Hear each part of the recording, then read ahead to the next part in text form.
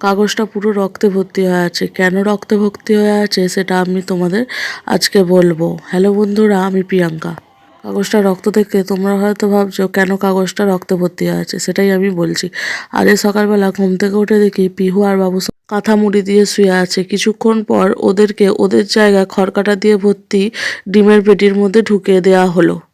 প্রায় ৯টা নাগাদ ওদেরকে খাওয়ানো হয়। ওদের খাওয়ানোর সময় বের করে দেখি ডিমের পেটিটা পুরো রক্তে ভর্তি হয়ে আছে। রক্তে ভর্তি হয়ে আছে কেন সেটা বুঝতে না পারায় চারিদিকটা দেখলাম যে কি হয়েছে। তারপরে ওদেরকে দেখার পর দেখলাম যে পিহুর গায়ে রক্তে ভর্তি হয়ে আছে আর খাবার সময় রক্ত পড়ছে।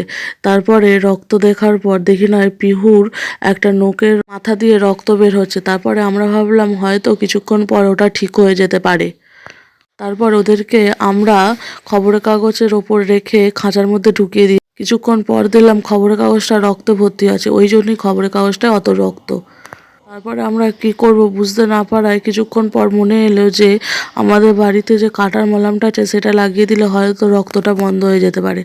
আমরা এই কাটার মলমটা ওর পায়েতে লাগিয়ে দিয়েছিলাম। তারপরে দেখি নয় সত্যি সত্যি ওর পা দিয়ে রক্ত পড়া বন্ধ হয়ে গিয়েছিল।